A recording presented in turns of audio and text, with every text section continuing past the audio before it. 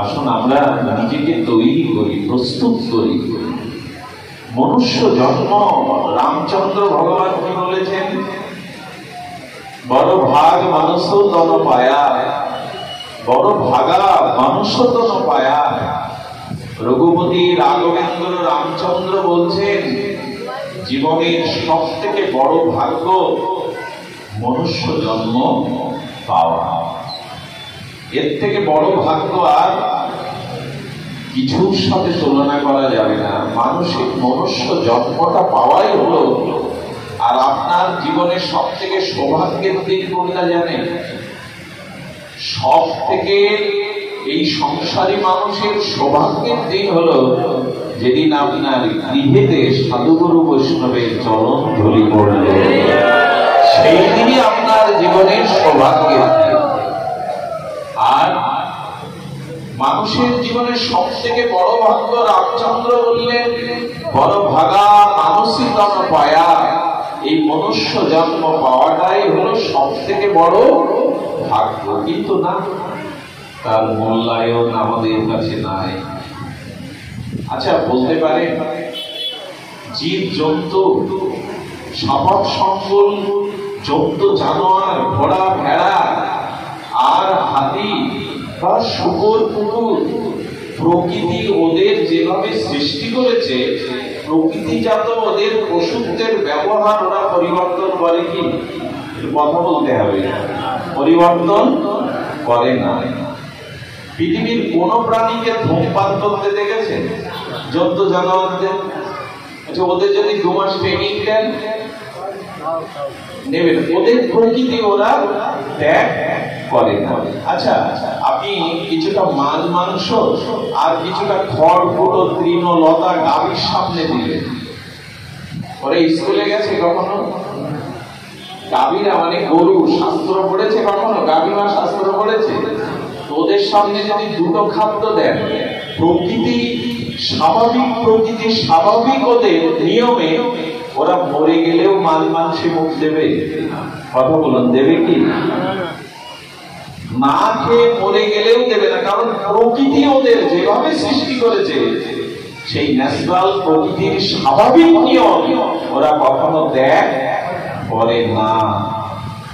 কিন্তু নিজের দিকে যদি প্রশ্ন করি বিল্লমঙ্গল, ভগবান তোমাকে যে বিচার দিয়েছে, বিবেক দিয়েছে, শাস্ত্র দিয়েছে, সাধু দিয়েছে, গুরু দিয়েছে, উপদেশ দিয়েছে, ধাম দিয়েছে, নাম দিয়েছে, বৈষ্ণব দিয়েছে, আর এত কিছুর পরেও তুমি তোমার স্বভাবগত প্রকৃতিকে ধরে রাখতে পেরেছ? মানুষ তার প্রকৃতি ধরে রাখতে পারি, স্বাভাবিক মনুষ্যত্ব যে ব্যবহার সেটা আমরা ধরে রাখতে পারিনি। কষ্ট পাবেন না, অপরাধ নেবেন না। দেখুন শুকর বা কুকুর তাদের শরীরের যে প্রকৃতিজাত ধর্ম তারা কখনো ত্যাগ করে না। কিন্তু লক্ষ্য করুন তো, ওরা যে শরীর পেয়েছে সেই শরীর অনুযায়ী প্রকৃতির নিয়মগুলো ওরা পালন করে। আচ্ছা আমি যে শরীর পেয়েছি, যে শরীরে হৃদয় অর্জুন তিষ্ঠতি গোবিন্দ হৃদয়ে বসে আছে, আমি মানুষ হয়ে কি মানুষের কর্ম করছি? মনে হয় আমি তো করছি না। এতে কি ফল ফলবে জানেন? এতে ফল ফলবে দেখ, পরমাত্মা বলছেন, আত্মা বলছেন ও কুকুর শুকুর হয়ে ওর স্বভাব ত্যাগ করেনি, স্বভাব পরিবর্তন করেনি। কিন্তু মানুষের শরীর পেয়ে, বিবেক পেয়ে, বিচার পেয়ে তুমি যখন তোমার সহজাত প্রকৃতিগত স্বভাব আচরণ করলে না, তখন তোমাকে কিছু বদলাতে হবে না। আমি তোমার এই শরীরটাকে বদলে তোমার শরীরটাকে শুকুর কুকুরের শরীর করে ওর মধ্যে ঢুকবো। তুমি পরিবর্তন না করো, আমি তোমার শরীর পরিবর্তন করে ওখানে চলে যাব। তুমি পরিবর্তন তো হলে না মানুষ হয়ে, তবে আমি তোমার শরীর পরিবর্তন করে এই আত্মায় আমি তোমার শরীরটাকে পরিবর্তন করে পশু শরীরে প্রবেশ করবো। কারণ আত্মা তো সবার মধ্যেই প্রবেশ করে। কিছু মনে করবেন না, এত বিষয় বাসনা, এত কামনা বাসনা, এত দেহভোগের বাসনা ভালো নয়। যদি ভজন না করি, শুধু কামনা বাসনা ভোগ নিয়ে কাটাই, তার পরিণাম কি? ছোট্ট একটা দৃষ্টান্ত নিয়ে, বড় মার্মিক দৃষ্টান্ত, আশা করছি ধ্যান দিয়ে শুনবেন। ঋষি অঙ্গিরা দেবশিবান নারদ চলেছেন। কে কে চলেছেন? কেন নামটা বলতে বলছি? দেবশিবাদের নাম দিলে, ঋষিদের নাম দিলে মানুষের পরম কল্যাণ হয়। তো ঋষি অঙ্গিরা দেবশিবান নারদ যেতে যেতে একটা বড় বাড়ি, বড় গৃহের সামনে দাঁড়িয়ে অঙ্গিরা ঋষি হাসছেন। কোন জ্ঞানী মানুষ যখন হাসে, জানবেন তার পেছনে কোন কারণ আছে। তো ঋষি অঙ্গিরার হাসি থেকে দেবশিবান বলছে, আপনি হাসছেন কেন? বলে, ওই দেখ, একটা ছাগলটাকে একজন লোক একটা কাঠের লাঠি দিয়ে বারবার আঘাত করছে, তবু ছাগলটা না গিয়ে ওই ঘরের মধ্যে আনাজ আছে, আনাজ মানে কাঁচা সবজি, ওই সবজি খাওয়ার জন্য বারবার যাচ্ছে। আর ওখানে দাঁড়িয়ে ছাগলটাকে বারবার ওই খেতে দেবে না বলে একজন আঘাত করছে মাথায়। আঘাত পেয়েও বারবার ওই সবজি খাওয়ার জন্য ও ঘরে প্রবেশ করছে। বলে, এতে হাসির কি হলো? ছাগল তো সবজি খেতে যাবে, আর যার সবজি সে তো তাকে প্রহার করবে, এতে হাসির কি হলো? বলে, হাসছে এই কারণে, তবে শোনো, যে ছাগলটাকে যে ব্যক্তি মারছে গৃহস্থ, ওই ছাগলটা ওর বাবা, ওই ছাগলটা ওর বাবা। এই জন্য আমি হাসছি, আজ বাবাকে পুত্র লাঠি দিয়ে পেটাচ্ছে। ঋষি অঙ্গিরা বললেন, পূর্ব জন্মে এই ছাগলই ছিল ওর জন্মদাতা পিতা। ধ্যান দিয়ে শুনুন, কামনা বাসনার কি বিষময় পরিণতি। শুধু ভোগ করবার জন্য আসা, এই দেহটা কামনা বাসনা পূরণের জন্য আসা। ওই ব্যক্তি তরকারির ব্যবসা করে, আনাজের ব্যবসা করে বড় লোক হয়েছিলেন। বড় লোক মানে ধনী হয়েছিলেন। এটা একটা জিনিস জানবেন, মানুষের যার থেকে উন্নতি হয় সেই বস্তুটার প্রতি তার একটা প্রবল আসক্তি থাকে। ভারতের একজন শিল্পপতি আছে, আমি তার নাম বলবো না, সে প্রথমে ছাতা মাথায় দিয়ে ফেরি করতো, সেই ছাতাটা এখনো সুরক্ষিত করে রেখেছে, ওইটাই তার উত্থানের সাক্ষী। তো ওই ছাতাটা এখনো যত্ন করে রেখেছে। তো ওই সবজির আনাজের ব্যবসা করে ও ধনী হওয়ার পরে সোনার ব্যবসা শুরু করে, মুদিখানা ব্যবসা শুরু করে। কিন্তু ওই সোনার ব্যবসার মধ্যেও, মুদিখানার মধ্যেও কিছু কিছু সবজিও বেচা কেনা করতে পারবো, ওই থেকে ওর উন্নতি। এই সবজির চিন্তা ও মাথা থেকে মৃত্যুর সময়ও ছাড়তে পারেনি। আর ওই সবজির প্রতি মোহ চিন্তা হয়, মৃত্যুবরণ করায়। ছাগল ভজন তো করেনি, ছাগল হয়ে ওই সবজি বারবার লোভাতুর হয়ে খেতে যাচ্ছে। কিন্তু পুত্রের এই জ্ঞান নেই যে বাবা কামনা বাসনার কারণে ছাগ হয়ে জন্মেছে, বারবার আঘাত করছে। তাই বললেন, নারদ, জগৎকে জানিয়ে দিও, ভগবান চিন্তা ভজন না করে যারা সারা জীবন ভোগ কামনা বাসনা চিন্তা করে গেল, তাদের বলি এই পুত্রের হাতে তাকে লাঠি খেতে হবে কোনো না কোনো রূপে। এই জন্য বিবেক প্রধান মনুষ্য শরীর পেয়েছি আমরা। এটা একটা যে সাপ লুডু খেলেন আপনারা, সাপ লুডু, লুডু খেলা ঠিক না। তুমি যদি কখনো মায়েরা খেলে, দেখবেন ওখানে একটা মই আছে আর একটা কি আছে মা? সাপ। বলবো কি মা? বলবে তো সাপ আছে। এখন সাপের মাথায় পড়লে কি হয়? একবার 90 থেকে একেবারে 3-এ চলে আসতে হবে। আর মইতে যদি 5-এ পড়ে মইতে, তাহলে একেবারে 90-তে। বললেন, বিবেক পেয়েছো, বিচার পেয়েছো, শাস্ত্র সাধু শ্রীগুরু পেয়েছো, যদি বিচার বিবেকের দ্বারা ভজন না করো, তাহলে সাপের মুখেই পড়তে হবে, আবার ফিরে যেতে হবে। কোনো মুশিক ভাব, আবার তোমাকে ফিরে যেতে হবে পেছনে, উপায় নাই, আবার ফিরে যেতে হবে। এই জন্য একটু মইতে ওঠো, গুটিটা অন্তত মইতে ফেলো, যাতে একেবারেই দ্রুত সিঁড়িবে। একমাত্র মনুষ্য জন্মে বিবেক বিচারের দ্বারা সাধু সঙ্গ করো, হরি কথা হরিনাম আশ্রয় করো, তোমাকে তুলে নিয়ে যাবে, একেবারে তুলে নিয়ে যাবে, দ্রুতই তোমাকে তুলে নিয়ে যাবে। এই জন্য শাস্ত্র বলেছেন, ভজন করো, সাপের মুখে পড়ো না। এই কামনারূপ বাসনারূপ সাপের মুখে পড়লে গিলে খাবে, একেবারে নিচে নামিয়ে দেবে। ভজন চাই, ভজন করো, ভজনের দ্বারা এই সোপানের দ্বারা ওঠো, উপরে ওঠো। তোমাকে উপরে ওঠার, দেখবেন পৃথিবীর কোন প্রাণীর মেরুদণ্ড সোজা না মানুষ ছাড়া। পৃথিবীর কোন জীবজন্তুর মেরুদণ্ড সমান্তরাল নয়। তার কারণ কি? তারা ঊর্ধ্ব চিন্তা করতে পারে না, পরমের চিন্তা, শ্রেষ্ঠ চিন্তা, ভগবান চিন্তা করতে পারে না। এই জন্য পশু জন্তু জানোয়ারের মেরুদণ্ড সোজা নয়। তোমাকে ভগবান দিয়েছে, তুমি অনেক দূরে যেতে পারো ভজনের দ্বারা, অনেক বড় চিন্তা করতে পারো, যেটা ওরা পারে না। বড় ভাগা মানুষ তন পায়া। আর মনুষ্য শরীর পেয়ে সব থেকে বড় কর্তব্য কি?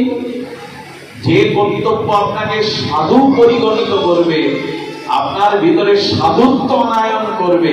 আচ্ছা, সাধুর লক্ষণের মধ্যে সর্বশ্রেষ্ঠ লক্ষণ করেছেন রামচন্দ্রের মুখেই শুনুন। সন্ত শ্রেষ্ঠ, সাধু শ্রেষ্ঠ ভরতকে রামচন্দ্র বললেন সাধুর লক্ষণ। একটা অনুরোধ করি, বাহ্যিক লক্ষণ থেকে সাধু নির্ণয় করা যাবে না।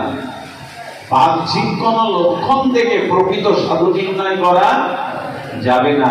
সাধুর শ্রেষ্ঠ লক্ষণ করেছেন স্বয়ং রামচন্দ্র। সাধু শ্রেষ্ঠ, সন্ত শ্রেষ্ঠ, আর ভরতকে সামনে রেখে ভরতকে বলছেন, রঘুপতি রামচন্দ্র ভরত, সাধুর শ্রেষ্ঠ লক্ষণ শোনো।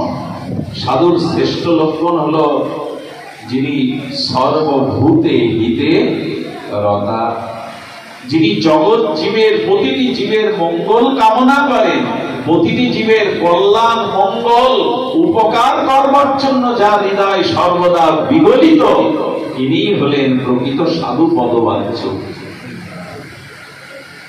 সাধুর লক্ষণ কি তাহলে কি দাঁড়ালো? নিজে ভালো থাকবো, শুধু নিজের মঙ্গল চাইবো? সাধুর প্রকৃত লক্ষণ পর উপকার, পরের দুঃখে নিজের হৃদয় দ্রবীকরণ। আচ্ছা, কাকে শ্রেষ্ঠ বলবেন আপনি?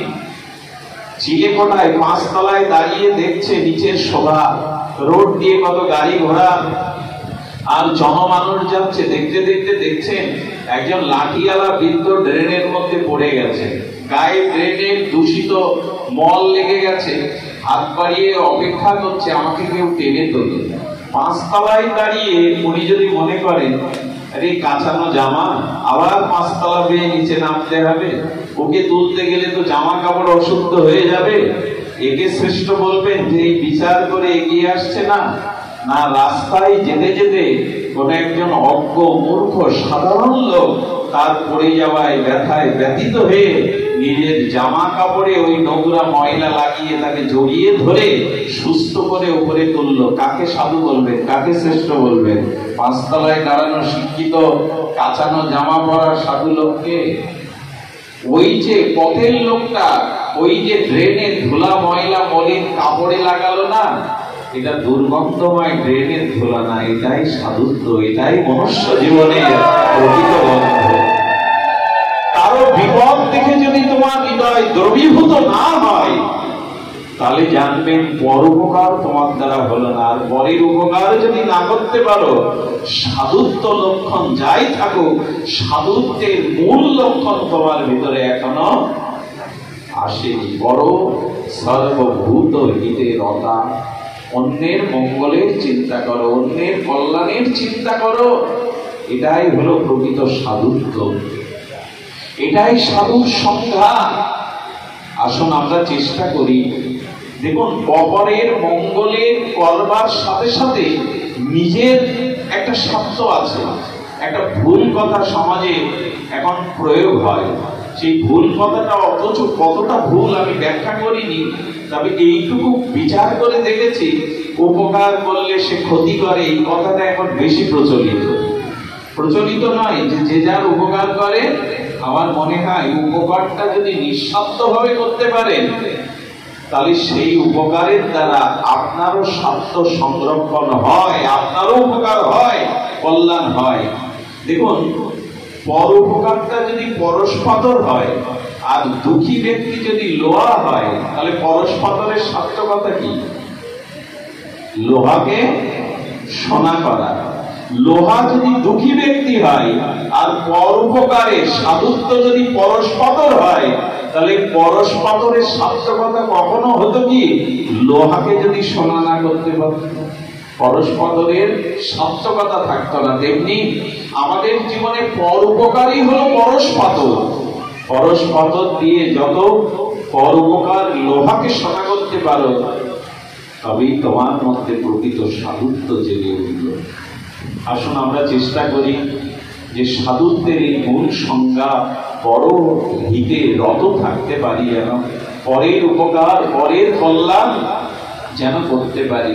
কি বলবো, দিল্লিতে একটা ভদ্রলোক তিনি মুক্তার ব্যবসা করতেন। কিসের ব্যবসা? মুক্তা। উনি দিল্লির বাজার থেকে মুক্তা কিনে আনতেন, ঘোড়ায় পিঠে উঠে সাওয়ার করে, পেছনে তার একটা কুকুর দাস, এই কুকুর সর্বদা তাকে পাহারা দিয়ে আনত। উনি ওই ঘোড়াতে আস্তে আস্তে শ্রান্ত হয়ে এক বৃক্ষের শীতল ছায় আশ্রয় নিতে নিতে ওনার সেই অসাবধানতা, সেই সোনার মোহরের যে থলেটা গোজা ছিল ওইটা পড়ে গেছে। এখন উনি খেয়াল করেননি, উনি ঘোড়ায় উঠে চলতে শুরু করেছে। কুকুরটা কি করেছে জানেন? কুকুরটা ওনার সামনে গিয়ে কাঁপছে, চিৎকার করছে, আর ওই গাছতলার দিকে ইঙ্গিত করছে। উনি যখন শুনছে না, বাধা দিচ্ছে, ওনার কাছে মনে করেছে মোহর আছে, সোনা আছে, দামি জিনিস। সন্ধ্যা হয়ে যাচ্ছে, কুকুরটা কি করেছে জানেন? কুকুরটা তাকে ঘোড়ার সামনে দিয়ে বারবার অনুরোধ করে গাছতলায় নিয়ে গেছে। নিয়ে গিয়ে ওই সোনাটাকে বারবার বোঝাতে চেষ্টা করছে, এখানে তুমি ফেলে যাচ্ছ। যখনই বারবার ওই দিকে নির্দেশ করেও সে বাধা মানছে না, তাকে গুলি করা হলো। গুলি খাওয়ার পরে লুটিয়ে কোথায় পড়লো জানেন? ওই সোনাটাকে ঘিরে রেখে ওখানেই লুটিয়ে পড়লো। বাড়ি গিয়ে যখন দেখে কোমরে সেই সোনার থলিটা নাই, ওই বৃক্ষতলে বিশ্রামের কথা মনে করে ফিরে এসে দেখলেন রক্ত ধরিয়ে জীবন দিয়েও তার মালিকের সম্পদটা সে রক্ষা করে গেছে, ওইখানেই পড়ে রয়েছে। সে অন্যখানে গিয়ে মরতে পারত, মরেনি। গুলি খেয়েও, আঘাত খেয়েও সে রক্ষা করেছে। মাঝে মাঝে মনে হয় এত বড় কৃতজ্ঞতা বোধ আমরাও মাঝে মাঝে বিস্মরণ হয়ে যাই। পিতা মাতার প্রতি, বড়দের প্রতি, প্রতিবেশীর প্রতি আমাদের কৃতজ্ঞতা বোধ কই? বড় দুঃখে আমাদের হৃদয় দ্রবিত হয় কই? এটি সাধুত্বের মূল সংজ্ঞা। শুধু ভক্তগণ, সময়ের প্রতিকূলতায় দূর দূরান্ত থেকে আপনারা ফিরে যাবেন, সেজন্য ভাগবত বিশ্রামেরই অভিলাষ থেকে ভাগবতের একটি শ্লোক আমরা সামান্য একটু আস্বাদন করে পাঠ বিশ্রাম করবো। আজকের অনুষ্ঠানে মূল যে বিষয়টা সেটা হলো অন্নপ্রাশন, সম্ভবত মুখে অন্নদান। তো আপনাদের এইটুকু বলবো, ভগবান চরণে যদি কেউ পৌঁছাতে চায়, একটু ধ্যান দিতে হবে। ভগবান চরণে যদি কেউ পৌঁছাতে চায়, ভগবানের নিজ আলয়ে যদি কেউ বাস করতে চায়, যদি মনুষ্য জীবনকে প্রকৃত সার্থক করতে চায়, মনুষ্য জীবনের দুর্লভ মনুষ্য জীবনের যদি সার্থকতা কেউ চায়, আমি আপনাদের একটাই নিবেদন করব। সেই নিবেদনটা হলো কয়েকটি ভাগবত নির্দেশ জীবনে পালন করুন। আজকে ওর মুখে সাধুরা অন্ন দিল, এটা মাঙ্গলিক কর্ম, এটা শুভ কর্ম, কিন্তু ওর জীবনে গ্রহণ করতে হবে এই ভাগবত বিধি, এই ভাগবত নিয়ম। তার প্রথমে হলো ভগবানের ঘরে ফিরে যাওয়ার, নিজের মনুষ্যত্ব অর্জনের এবং নিজের শুদ্ধ ভক্তি ভাব আশ্রয় করবার মাত্র 3টি সিঁড়ি বা সোপান ভাগবতে দিয়ে গেছে। তার অতি সহজ, আপনার কাছে এগুলি এখন আছে, আপনি এখন প্রয়োগ করতে পারেন। তার প্রথমটা হলো সিদ্ধান্ত সভা কৃষ্ণ, অর্থাৎ এই কর্ণটা ব্যবহার করতে হবে আপনার, তাহলে আপনি প্রকৃত মানুষ হতে পারবেন, ভক্ত হতে পারবেন। শুধু তাই না, ধীরে ধীরে ভগবান রাজ্যে প্রবেশের অধিকার আপনি পাবেন। শুধু একটা জিনিস ব্যবহার করলে, কর্ণ, কান। কান তো ব্যবহার করছি আমরা, কান তো ব্যবহার করছি, কিন্তু আমাদের পৃথু পৃথু কি বলেছিলেন? গোবিন্দ বর দিতে চাইলে একটা অদ্ভুত বর চেয়ে বসলেন, 10,000 কান চেয়ে বসলেন, তাই তো? 1000 কান চাইলেন? আচ্ছা, 10,000 কান দেহে ধরবে তো? দেহে ধরবে না। চাইলেন কেন? বলে চাইলেন এই 2 কানে আমাকে 10,000 কানের মতো তোমার কথা শ্রবণের লালসা দিয়ে দাও। হে প্রভু, আমার এই 2 কানে 10,000 কান। কি এরকম বর কেউ চেয়েছে ভগবানের কাছে? ভগবান বলছে বর না, বললেন 10,000 কান দাও। কেন চাইছো পৃথু? বলে প্রভু, আমি 10,000 কান চাইছি এই কারণে আমার কানটা যেন সমুদ্র হয়। কানটা কি হয়?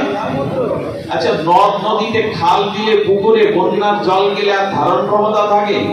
কিন্তু পৃথিবীতে এই একটি তত্ত্ব আছে, সমগ্র নদ নদীর জল একই সাথে প্রবেশ করলেও তার ভরবে না, সেটা হলো সমুদ্র।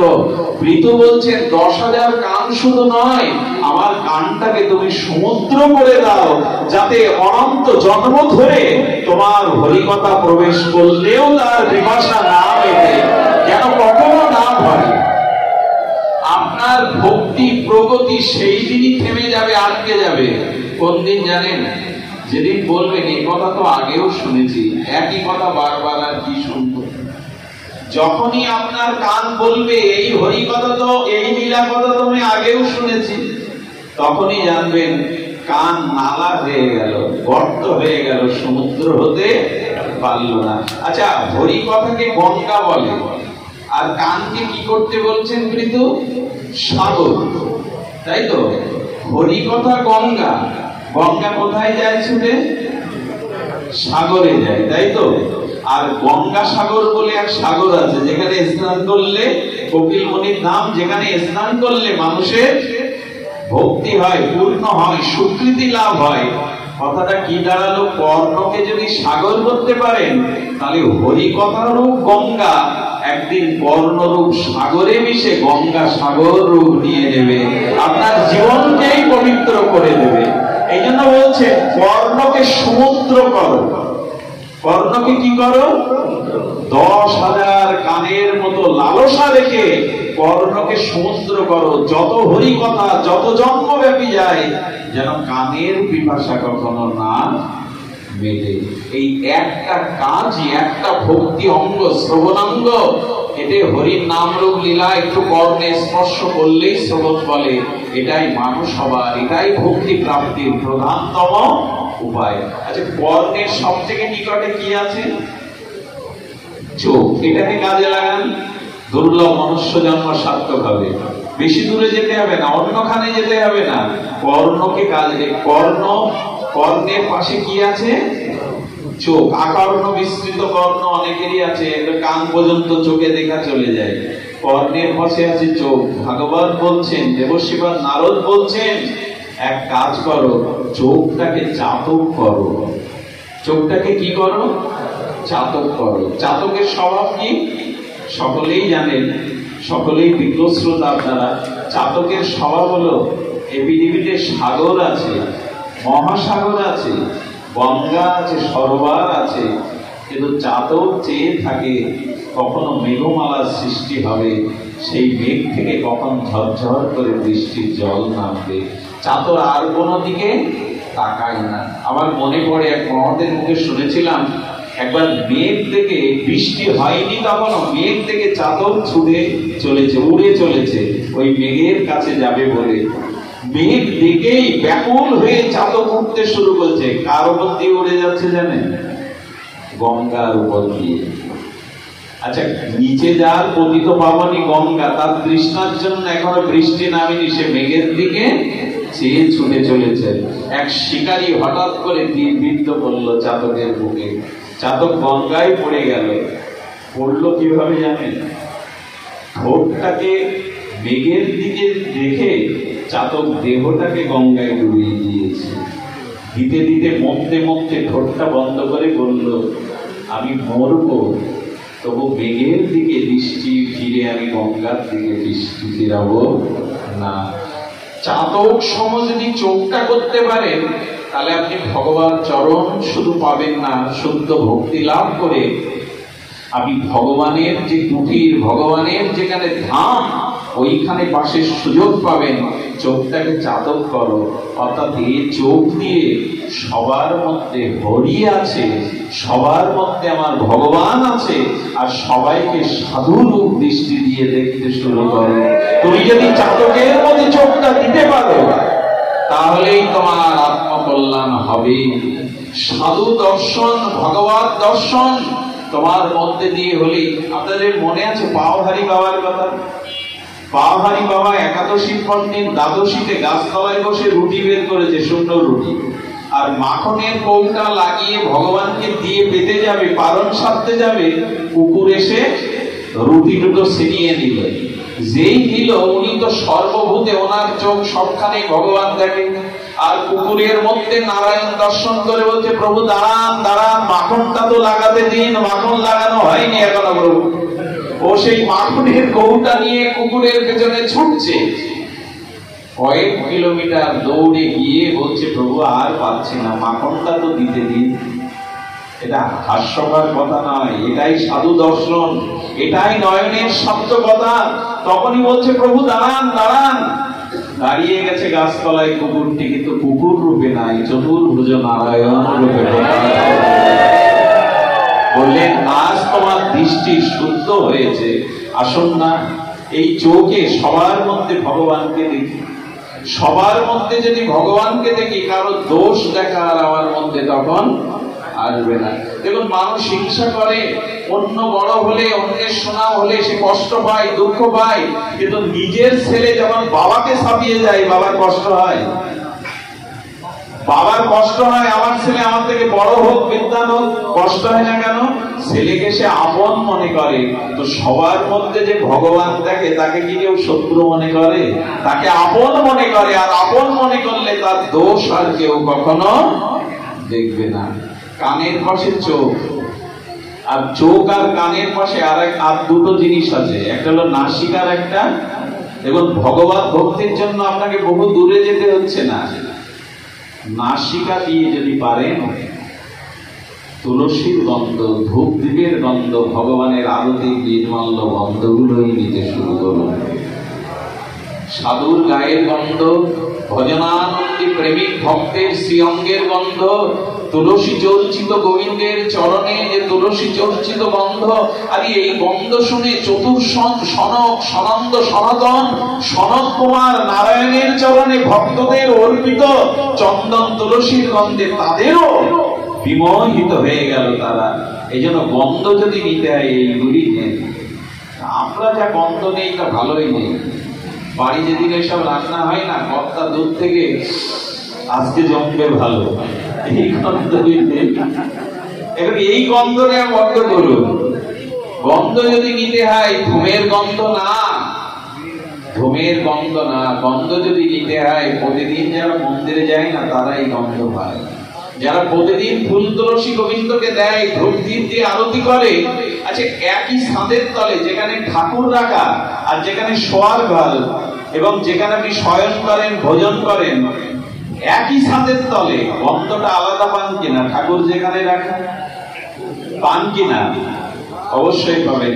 আপনি সাধারণ গল্পের বইয়ের গন্ধ নাসিকায় শুকবেন, আর গীতা খুলে গন্ধ শুকবেন, দুটো আলাদা। আজকেই দেখবেন গন্ধটা আলাদা। এই জন্য নাসিকাতেও ভক্তি হয় যদি নাসিকা দিয়ে ভগবানের দিব্য নির্মন্থনীয় ওই আরতির পুষ্প, চন্দন, তুলসী গন্ধ নাক দিয়ে অন্তত ভেতরে যায়। আচ্ছা, এই কথাটা বাবাজি মহারাজ আমাদের পশ্চিম বাংলায়, আশ্রমটার নাম মনে নাই, আশ্রমে বসে ভক্তদের বোঝাচ্ছেন যে নাসিকায়ও দিব্য ভগবানের নির্মন্থনীয় ওই দিব্য কুসুমের চন্দনের গন্ধ নিলে ভক্তি হয়। এই কথাটা যখন বোঝাচ্ছে, তখন ওই আশ্রমের সামনে ছিল বিশ্ব রোড, ওই রোডের সামনে দিয়ে বড় বাজার থেকে এক ভদ্রলোক এক লরি শুকনো লঙ্কা, মানে ঝাল কিনে নিয়ে যাচ্ছে। কি নিয়ে যাচ্ছে? শুকনো লঙ্কা এক লরি বড় বাজার থেকে কিনে আড়তে নিয়ে যাচ্ছে। এখন ঝালের গাড়ি যদি সামনে দিয়ে যায়, বাতাস যদি ওই দিকে প্রবাহ হয়, কি হয়? আশ্রমে বসে যারা শুনছিল প্রত্যেকের ভেতরে ঝাঁঝালো গন্ধ গিয়ে হাসতে শুরু করেছে, সবাই হাসিতে ভরে গেছে পুরো আশ্রম। বাবাজি মহারাজ বললেন, সুযোগ পেয়ে গেছি, এই কথা ব্যাখ্যা করবো। আচ্ছা, ঝালের গাড়িটা যাচ্ছে আপনাদের হাসানোর জন্য কি? বলে না, উনি মালিকের দোকানে যাচ্ছেন বেচা কেনার জন্য, কিনেছেন। বলে তাহলে ঝালের গাড়ি যাওয়াতে আপনারা সবাই হাসছেন কেন? বলে ঝালের স্বভাব তো ওই, যে পথ দিয়ে যাবে মানুষকে হাসাতে হাসাতে ভেতরে যাবে। তো ঝাল যদি মানুষকে হাসাতে ক্ষমতা রাখে, ভগবানের দিব্য প্রসাদী গন্ধগুলো নাসিকা দিয়ে ভেতরে গেলে ভক্তি কেন ভেতরে প্রবেশ করবে? ভক্তি অবশ্যই ভেতরে প্রবেশ করবে। এগুলো সব ভগবানের ঘরে যাওয়ার রাস্তা, এগুলো সব ভক্তি দেবীর ঘরে যাওয়ার রাস্তা। আচ্ছা, নাসিকার নিচে কি আছে নিকটে? মুখ। এটা বলি রাখি, সেটা হলো মুখ। এই মুখ দিয়ে এই কথাটা শুনতেই হবে। এই কথাটা আপনাদের একটু গ্রহণের জন্য নিবেদন করছি, একটু হৃদয়ে কথাটা স্থান দিন। পৃথিবীর সব থেকে বড় ভক্তির পথ হলো আমাদের এই মুখগহ্বরে। একটি হলো জিহ্বার, একটি হলো ওই জিহ্বা মুখগহ্বরের মধ্যে। শাস্ত্রে বলে দিয়েছে, দেখো এই মুখে আর জিহ্বাতে দুটো জিনিস দাও।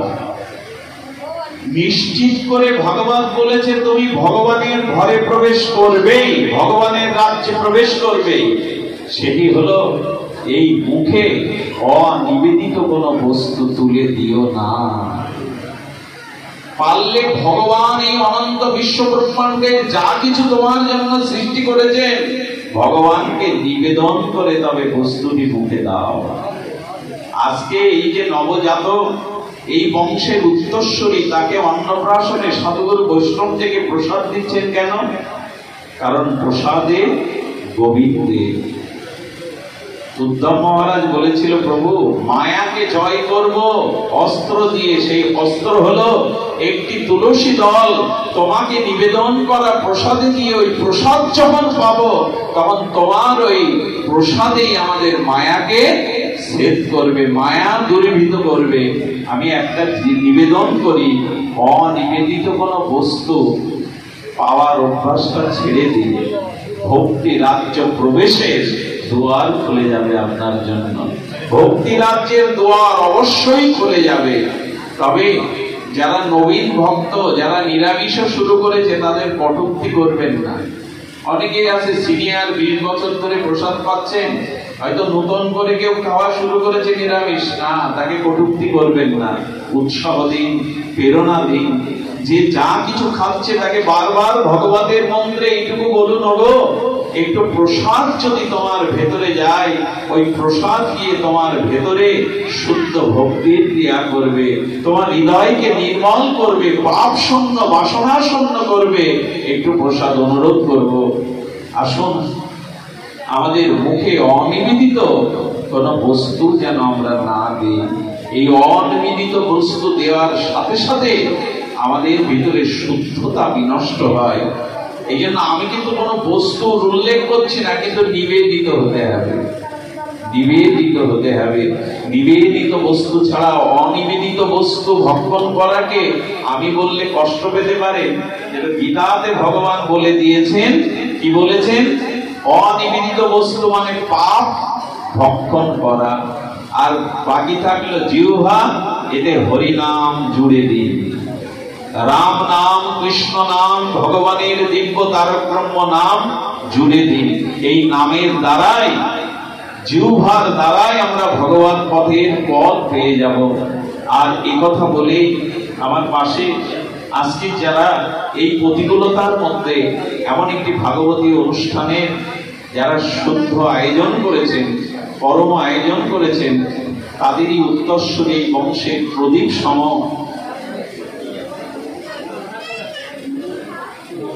নিহার নন্দন ওর শ্রীমুখে আপনাদের প্রত্যেকের শুভ আশীর্বাদ, আপনাদের হৃদয়ের প্রার্থনীয় প্রার্থনা ওর উপরে আপনারা বর্ষণ করুন, যাতে ওর জীবন, ওর অনাগত ভবিষ্যৎ মঙ্গলময়, কল্যাণময়, শুদ্ধ মনুষ্য সত্তা নিয়ে মানবিক বিকাশে ও যেন শুদ্ধ একজন খাঁটি মানুষ হতে পারে, দেবপম চরিত্রের অধিকারী হতে পারে। আমরা সেই প্রার্থনায় তার উদ্দেশ্যে আমরা নিবেদন করব। আর এই প্রার্থনা করার জন্য যে বৈদিক মন্ত্র উচ্চারণ করতে হয়, আমি অনেকক্ষণ ধরে তাকে দেখছি, তিনি আমাদের ছোট, আমাদের অত্যন্ত আত্মজ সৌম্য বৈদিক মন্ত্র উচ্চারণ করছে দাঁড়িয়ে।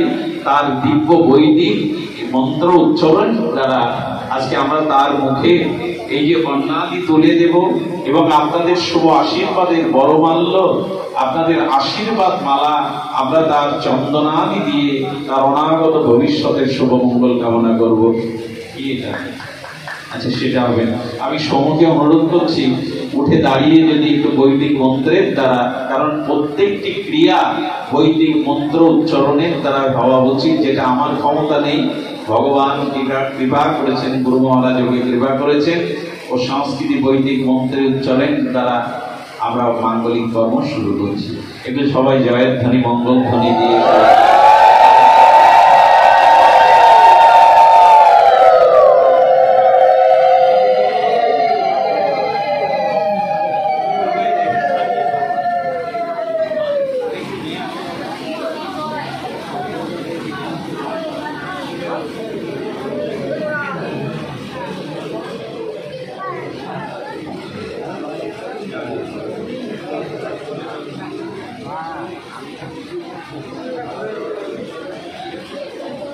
লাগবে না, ঘুরে দিলে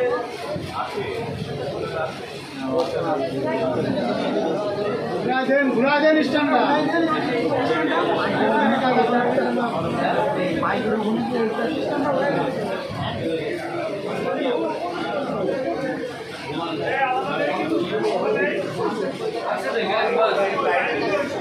এখানে তো আছে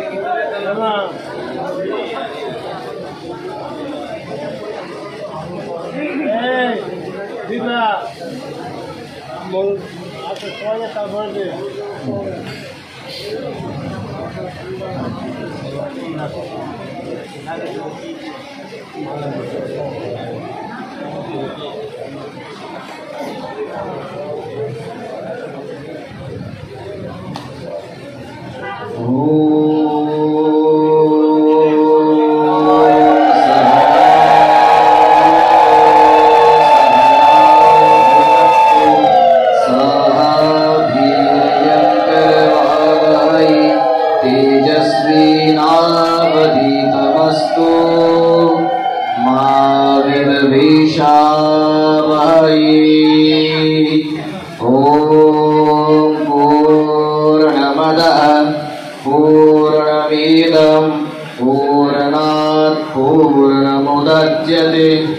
पूर्णस्य पूर्णमादाय पूर्णमेवावशिष्यते।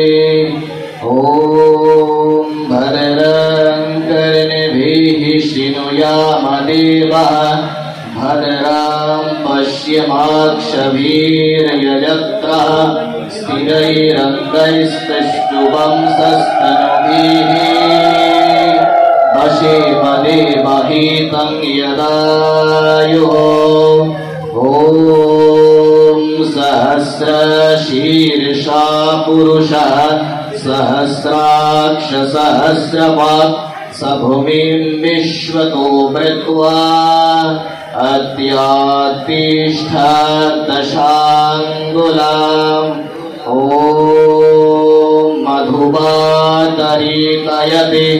मधुक्षरन्ति सिन्धवः मधुवीर्नसन्तयोषधीः मधुनक्तमो दशसो मधुमत्पार्थिवं रजः मधुद्वौरस्तु नः पिता मधुमन्न वनस्पतिर्मधुमायस्तु सूर्यः मधुवीर्गावो भवन्तु नः। ॐ शान्ति शान्ति शान्तिः। हरे कृष्णा कृष्ण कृष्ण हरे हरे, हरे राम राम राम हरे हरे। हरे कृष्णा कृष्ण कृष्ण हरे हरे, हरे राम राम राम हरे हरे, हरे कृष्णा कृष्ण कृष्ण हरे हरे, हरे राम राम राम हरे हरे।